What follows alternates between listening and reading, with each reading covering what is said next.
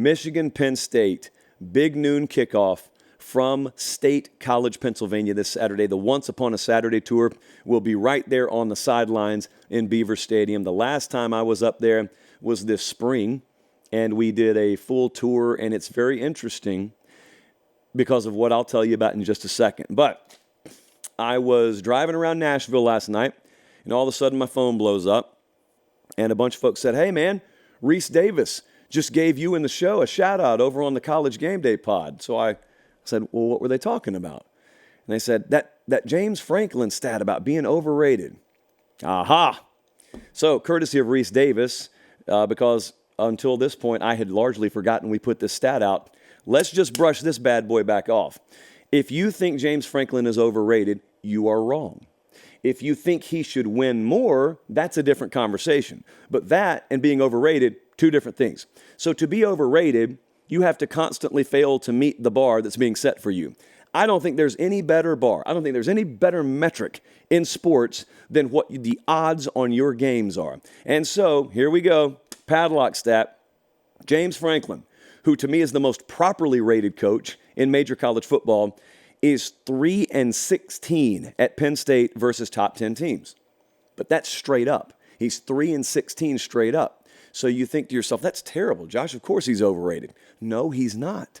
Out of those 19 games, he was a point spread favorite in one of them. And he won that game.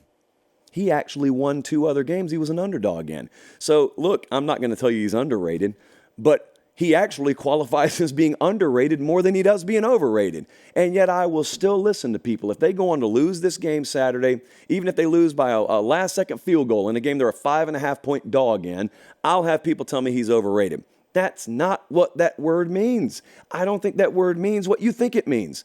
And so, with that in mind, I saw in Ann Arbor, Michigan, Jim Harbaugh pulled one of the more appropriate strings of the season, and he brought Ric Flair in. Ric Flair was long known as the dirtiest player in the game, the ultimate heel, a traveling champion.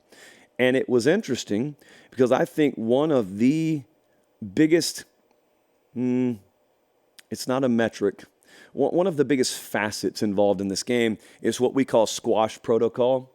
You could call it college football inflation, but I always call it squash protocol.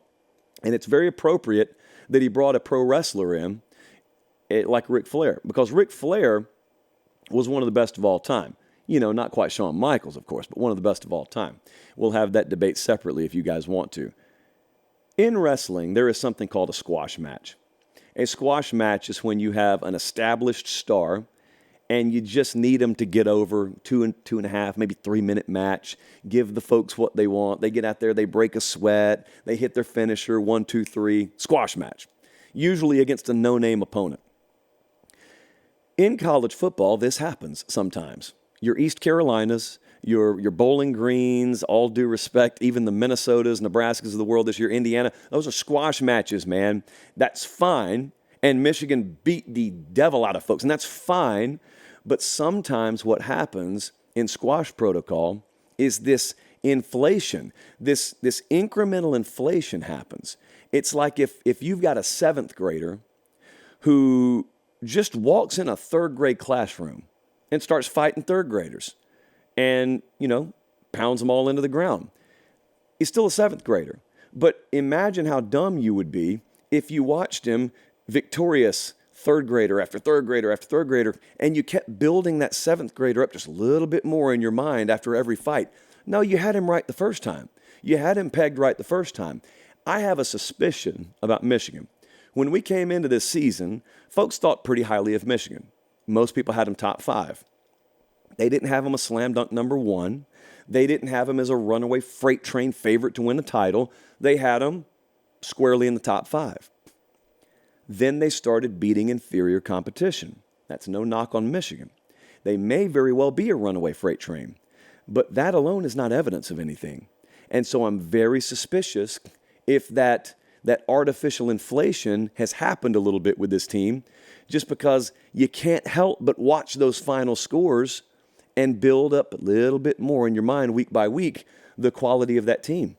It may just be that Michigan's a really, really good team that's not elite, that's posing as elite.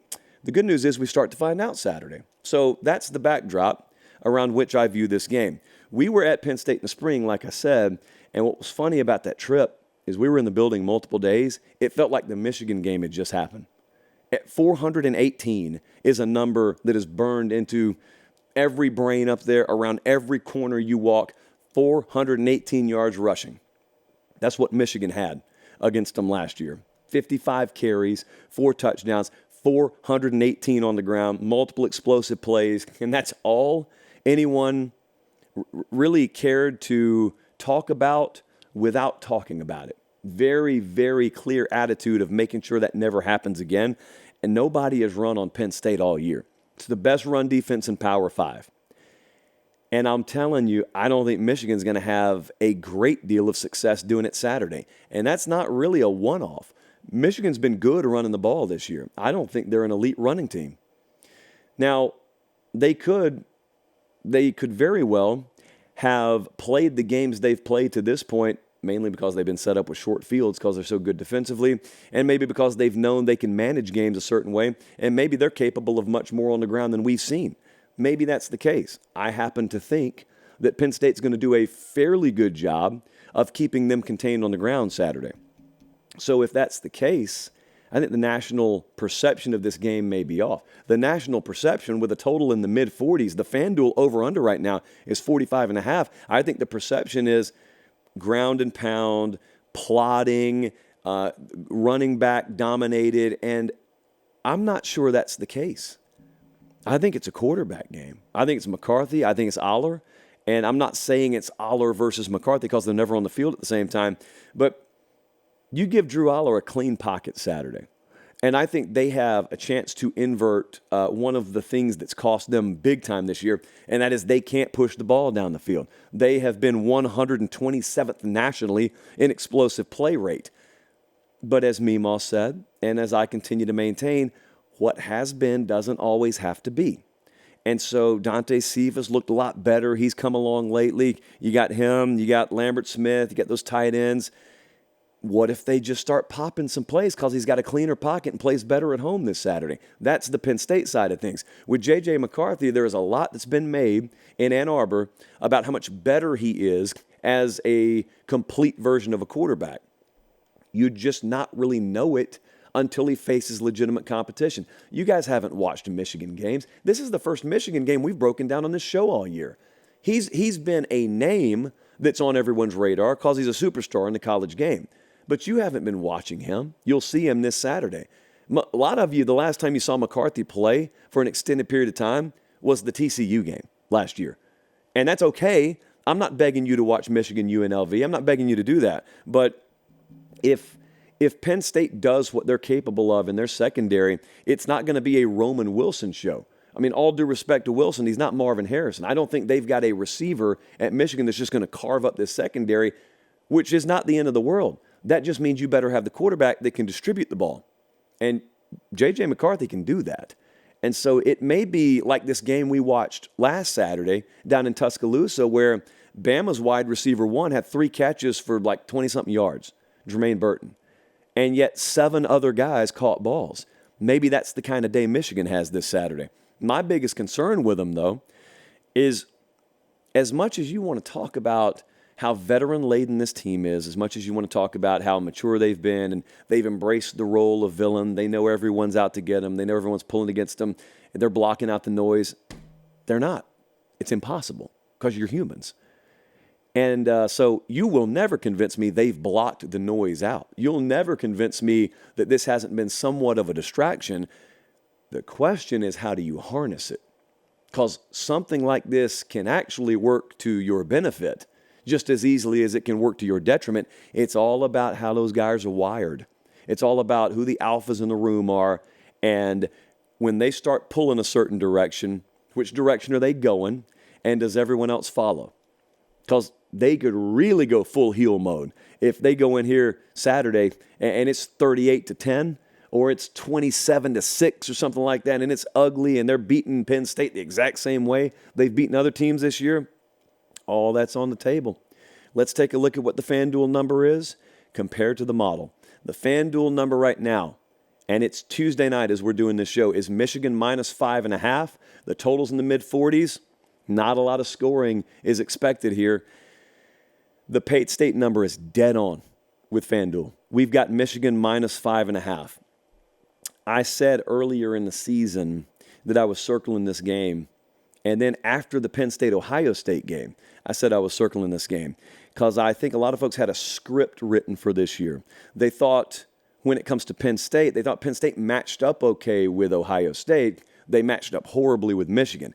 I have felt the opposite, and nothing's changed about that. Pick Penn State to lose to Ohio State. I think they're going to beat Michigan outright Saturday. Not cover the spread. I think Penn State's going to win the game outright because I think there is a lot that Michigan will see Saturday for the first time. And what I love is that when Penn State looks backwards, it's nothing but the edge of a cliff. This is it. This is it. Your 2023 college football life is on the line Saturday. And you want to call it wounded animal mode, you can. I just think they got a good enough football team. It's not smoke and mirrors. Like, I didn't say anything about special teams. I didn't say anything about turnover margin. If you win those, great. I think Penn State just can win a straight-up football game against Michigan because I think they're good enough to. And I think they'll find a way Saturday. And if they do, then not that Ohio State and Michigan needed any more marquee around it, but imagine what that would do. Then we get into tiebreaker scenarios, by the way, in the Big Ten, and that will be wonderful. But I'm taking Penn State to win the game outright. And while I'm at it, that's a Ramen Noodle Express best bet. Penn State plus 5.5. We'll go ahead and add that right now.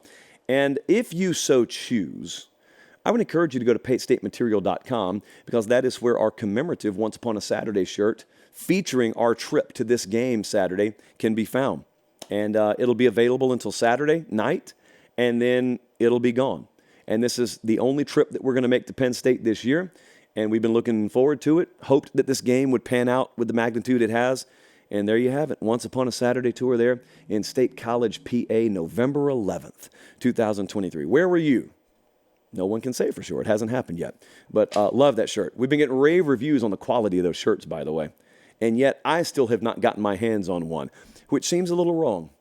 I'll be real. Seems a little wrong. We'll probably have to rectify that. Looking forward to being up there. Looking forward to seeing some folks from both programs Saturday. And what a game that's going to be. Noon kickoff. So wake up early, get the chores done, and settle in. Game of the week is high noon on the East Coast.